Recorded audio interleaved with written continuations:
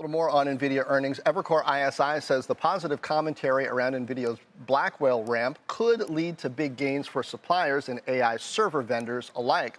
Names like Amphenol, Vertiv, Dell, and HPE all up nearly 2% so far this week. Evercore says that group could see more upside ahead, especially as Nvidia expects to see $3 to $4 trillion worth of AI infrastructure investments by the end of the decade.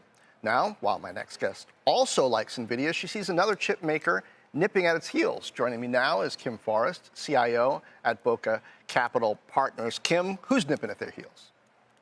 Well, your first guest said it, AMD. AMD is no laggard. Well, they are a laggard. They weren't there at the beginning.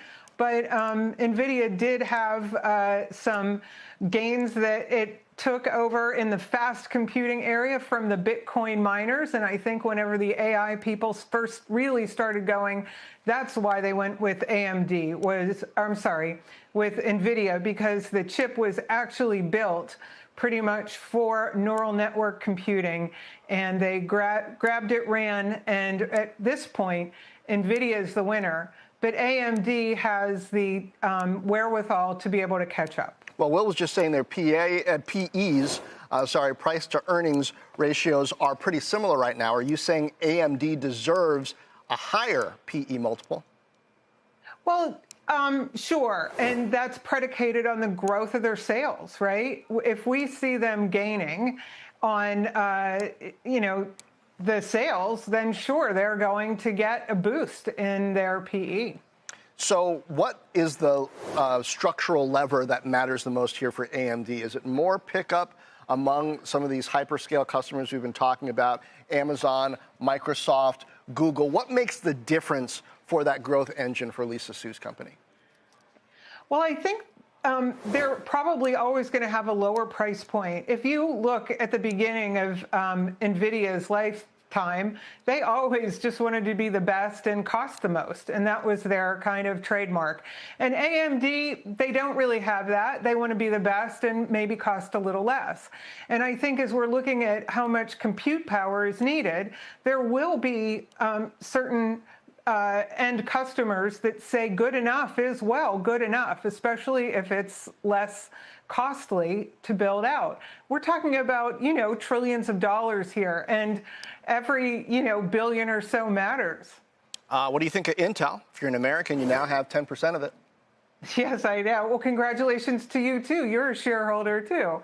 Well, I'm not thrilled. I'm mostly a capitalist, or I'm primarily a capitalist, but I do think that there are 75% of Intel's chips are built here in the U.S., and that's probably why it attracted the government's money, is because the government's probably thinking that they are a good candidate to help grow the proportion of these higher-end chips being built on U.S. soil. But we will see. There's a lot of technology and process that has to be put in place to make Intel come up the curve to Taiwan semi-standards. We tossed another couple chip names at you. Micron and Broadcom. Broadcom's got earnings coming up not too long. Sure. Well, I will take Micron over Broadcom just because of the simplicity.